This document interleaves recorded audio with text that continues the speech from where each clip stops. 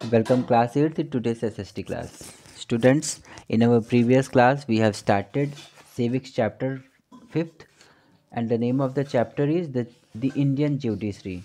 In this chapter we have discussed all new key terms, introduction of judiciary system, independence judiciary system and role of a judiciary system in any country like our country India. In our today's class, we will discuss about different branches of the legal system and other relevant topics. So let's start.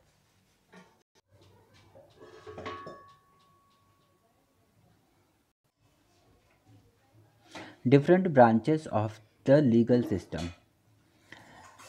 Laws के बारे में हम पढ़ रहे थे, हमने पढ़ा था कि ज्यूरिसडिक्शंस क्या होते हैं, केसेस कितने टाइप के होते हैं, है ना। अब केसेस के फीचर्स के बेसिस पे डिफरेंट केसेस को डिवाइड किया गया है टू टाइप्स में। दो तरह के केसेस होते हैं जो हमारे यहाँ पर प्रमुख माने जाते हैं और वो टू टाइप्स ऑफ केसेस कौन कौन से हैं। First is civil and second is criminal cases. अब what is the difference between civil cases and criminal cases. बेटा, जब कोई भी केस जो कि बहुत छोटे लेवल पे होता है, बहुत ज़्यादा, बहुत जिसको हम बहुत गंभीर नहीं कहते, ऐसे केसेस हमारे सिविल केसेस कहलाते हैं।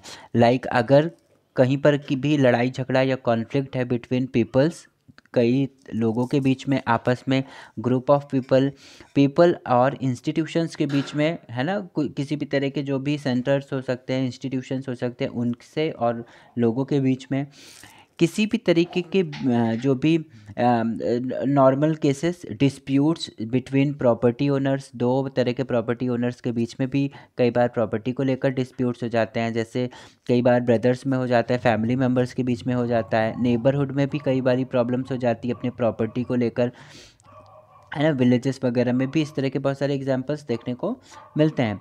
इनके अलावा ओनर और टेनेंट्स के बीच में, मालिक और मकान मालिक और उसके किराएदार के बीच में भी हो सकता है किसी तरह के मैटर को लेकर बातचीत हो जाती हो। डिवोर्स जैसी चीज़ें जो कि हस्बैंड वाइफ के बीच में रिलेशन को एंड करने के लिए डिवोर्स जैसे जो भी सीन्स होते हैं वो।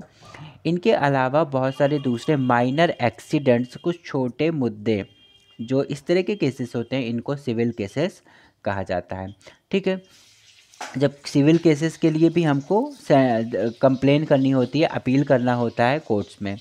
सेकंड जो टाइप ऑफ केस है वो है क्रिमिनल केसेस। ये थोड़े से बहुत ज़्यादा संजीदा केसेस होते हैं, बहुत सीरियस केसेस, जैसे जिसको हम ग्रॉस वायलेशन ऑफ लॉज के थ्रू समझ सकते हैं। किसी भी तरह की बड़ी चोरी, मर्डर कर देना, किसी के साथ बहुत बड़ा फ्रॉड करना, हरासमेंट करना for the purpose of dowry, है ना, दहेज के लिए, डावरी के लिए बहुत बड़ा किसी को हरासमेंट करना, बहुत ज़्यादा वायलेट करना। इसके अलावा ड्रिंक एंड ड्राइव के जो भी केसेस होते हैं, एक्सीडेंट्स के केसेस है, ऐसे केसेस ज़्यादातर इसमें इंक्लूड होते हैं जिसमें लाइफ को नुकसान पहुंचाने की बात की जाती है। तो ऐसे केसेस हमारे क्रिमिनल केसेस होते हैं। ठीक है। तो दो तरीके के केसेस हो गए हमारे, civil cases and criminal case. Criminal case के सीन में भी हमें सबसे पहले क्या करना होता है, सबसे पहले FIR लिखाना पड़ता है हमें हमारे पास के पुलिस स्टेशन पे। हमने एक चैप्टर में पढ़ा भी था जहाँ पर हम लोगों ने पढ़ा कि इंडिया में किस तरीके से लॉ वर्क करता है और किस तरीके से हम जस्टिस पा सकते हैं, जहाँ पर हम लोगों ने पूरे प्रोसेस को समझा था। और फर्स्ट स्टेप था हमारे जस्टिस तक पहुँचने के लिए, वो था FIR, है ना, फर्स्ट इन्फॉर्मेशन रिपोर्ट। जब हम इसको पुलिस के पास लिखा देते हैं, वहाँ पर हम अपनी कंप्लेंट दे देते हैं, उसके बाद सारा वर्क शुरू हो जाता है और इसके थ्रू फिर हमें इंसाफ मिल जाता है। ठीक है। तो वो किसी भी तरह के केसेस होंगे, चाहे वो सिविल केसेस हो चाहे वो क्रिमिनल केसेस हो, दोनों के लिए ही हमें FIR लिखाना ज़रूरी होता है। तो समझ में आ गया type of cases. Next is access to the court. अब हम कोर्ट को यूज़ किस तरीके से कर पा रहे हैं, हमारे इंडियन सिटीजन्स किस तरीके से इस पूरे सिस्टम में को यूटिलाइज़ कर पा रहे हैं, इसका फ़ायदा उठा पा रहे हैं। ठीक है। तो होता तो यही है कि रूल के अकॉर्डिंग, कॉन्स्टिट्यूशन में जो भी हमें छूट फ्रीडम दी गई है उसके अकॉर्डिंग हम सभी लोगों को राइट है कि हम कोर्ट्स को यूज़ कर सकते हैं, है ना। जस्टिस के लिए हम बहुत आसानी से वहाँ तक जा सकते हैं और अपनी डिमांड्स को पूरा करा सकते हैं, इंसाफ ले सकते हैं। लेकिन रियलिटी थोड़ी सी इससे अलग है। हमारे इंडिया में जो सिटीजन्स हैं वो ज़्यादातर ऐसे लोग हैं जो बहुत ज़्यादा पुअर हैं, है ना। मैक्सिमम पॉपुलेशन हमारे यहाँ पर ऐसी है कि वो डेली वेजेस पे वर्क कर रही है, डेली कमा रहे हैं, अर्निंग कर रहे हैं और डेली कंज्यूम कर रहे हैं उस चीज़ को। तो उनके पास स्टोर करने के लिए इतना ज़्यादा मनी नहीं है सेविंग कर पाने के लिए। इनके अलावा बहुत से लोग हैं जो अनएजुकेटेड भी हैं।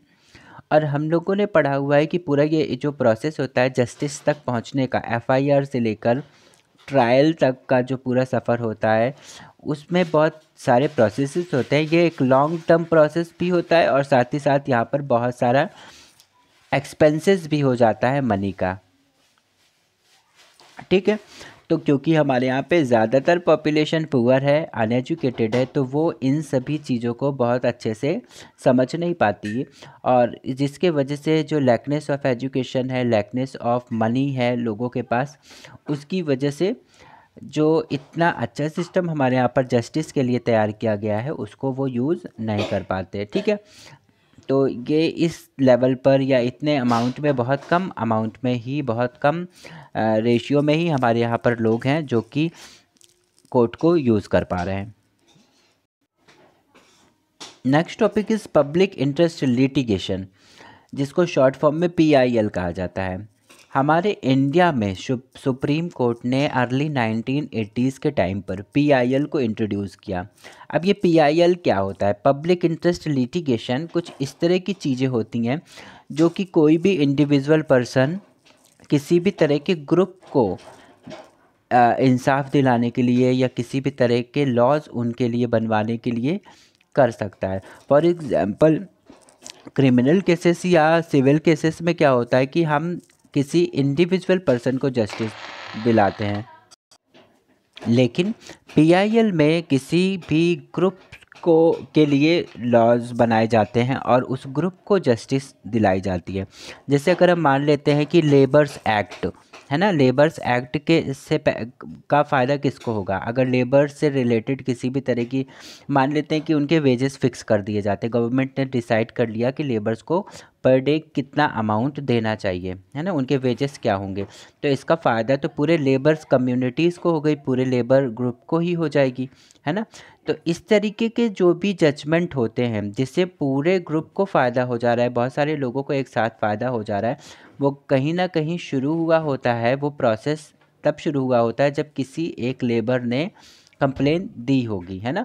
तो उस लेबर ने अगर वेजेस को लेकर किसी भी तरह का कंप्लेन किया या किसी भी तरह की अपील की, तो उसका फ़ायदा पूरे लेबर कम्युनिटी को हो रहा है, पूरे लेबर ग्रुप को हो रहा है। तो इस तरह के जो भी केसेस होंगे जहाँ पर जो भी जजमेंट सुनाया जाएगा या जो भी बात बताई जाएगी, लास्ट में जो भी रिज़ल्ट आता है उसका इफ़ेक्ट किसी ग्रुप पर, बहुत सारे लोगों पे एक साथ पड़ता है, उसको पब्लिक इंटरेस्ट लिटिगेशन में हम इंक्लूड करते हैं।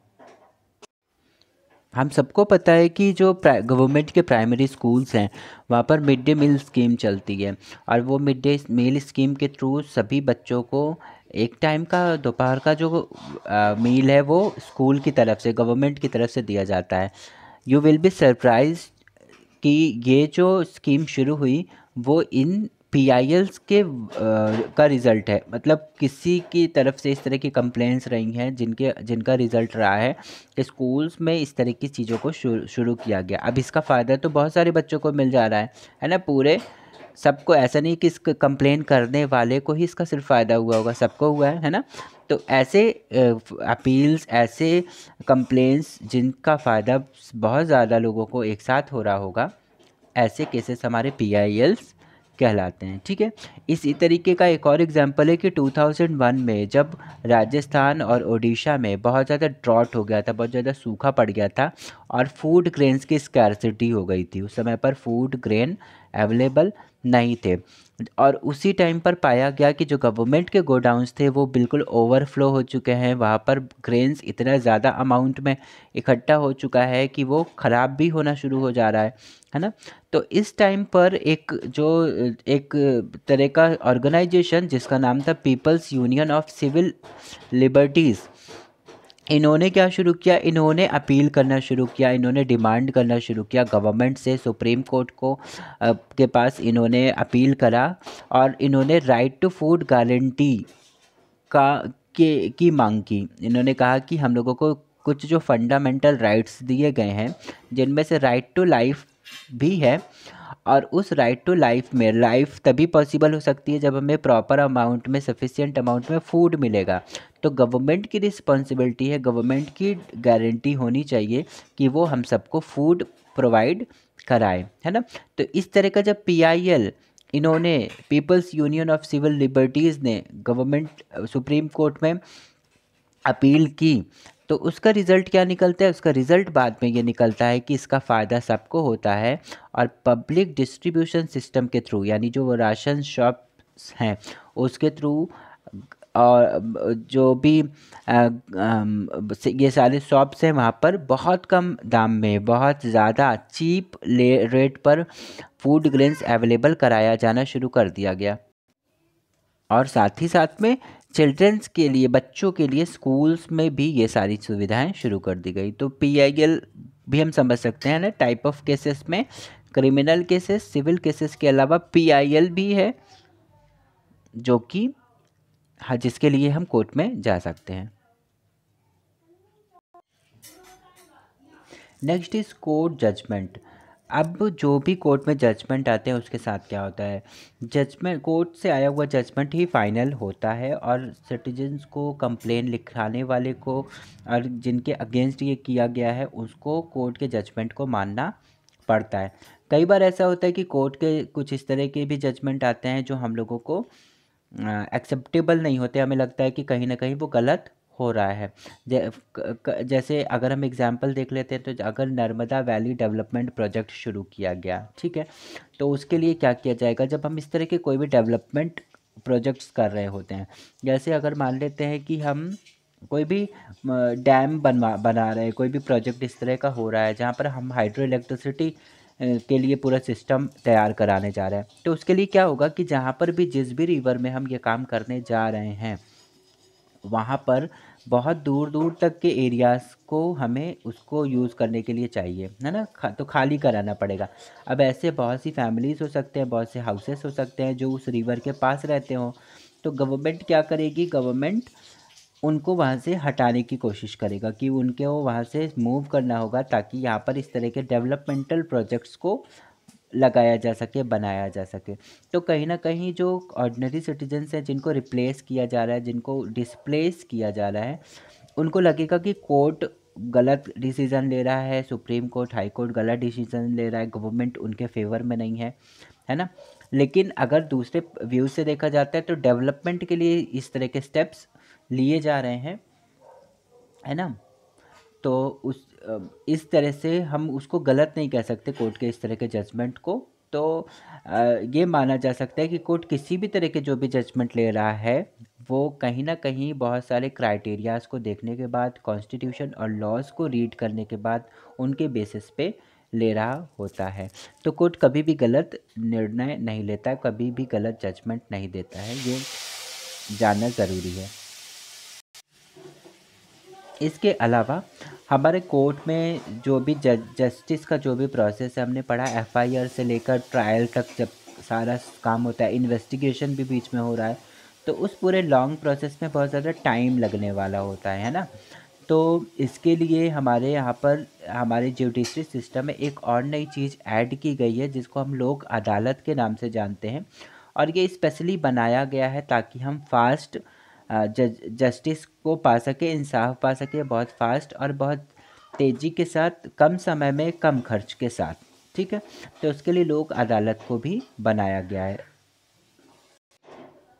लोक अदालत, लोक अदालत को पीपल्स कोर्ट भी कहा जाता है। ये बहुत ही कम खर्चीला होता है, यहाँ पर बहुत कम खर्च के साथ, बहुत कम एक्सपेंसेस के साथ जस्टिस तक पहुँचा जा सकता है। अब ये लोक अदालत वर्क कैसे करता है, कौन होता है जो यहाँ पर जज होता है, तो लोक अदालत में रिटायर्ड जजेस जो होते हैं, हमारे जो सुप्रीम कोर्ट, हाई कोर्ट के जो भी जजेस होते हैं, जब जब रिटायर हो चुके होते हैं, 60+, 65+ हो जाते हैं, तो वही जो रिटायर्ड जजेस हैं वो यहाँ पर चेयर्ड होते हैं, वही लोक अदालत के जस्टिस बनाए जाते हैं। और ये सिंगल हियरिंग में ही यहाँ पर बहुत जल्दी सारा काम हो जाता है। जो भी जजमेंट सुनाना होता है वो सिंगल हियरिंग में ही हो जाता है। ठीक है, ये ना सिर्फ लोक अदालत उन गरीबों के लिए स्पेशली काम करता है जो इतना अफोर्ड नहीं कर सकते कि सुप्रीम कोर्ट और हाई कोर्ट में जाएं और महंगे वकीलों को पैसे दें, लॉयर्स को पैसे दे सकें और इतना टाइम वेस्ट कर सकें जस्टिस के लिए। तो ये उन लोगों के लिए है जो पुअर्स हैं, है ना, जो इतना ज़्यादा खर्च नहीं कर सकते, ना टाइम और ना तो पैसे।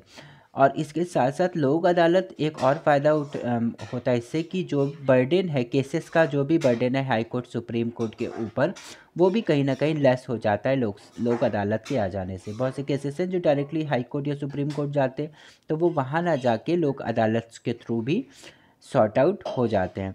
तो लोक अदालत इस तरह से पुअर्स के लिए भी वर्क कर रहा है और कहीं ना कहीं हमारे सुप्रीम कोर्ट हाई कोर्ट के बर्डन को भी कम कर रहा होता है। ठीक है, तो इस तरीके से लोक अदालत की भी इम्पोर्टेंस है और ये हमारे जुडिशरी सिस्टम का बहुत ही इम्पोर्टेंट पार्ट है। Clear? So students, with this topic we have completed this chapter. ये चैप्टर हमारा यहाँ पर कंप्लीट हो रहा है। I hope you all have understood each and every topic of this chapter. In homework you have to find out all book exercises and do it in your book. और इसके साथ साथ हमारे ये चैप्टर जब कंप्लीट हो ही रहा है तो यहाँ पर जो भी इसके नोट्स हैं, I will send PDF format of notes of this chapter very soon. You have to do all work in your fair copy. Okay, so now we will meet in our next class with a new chapter. Till then, take care and have a nice day.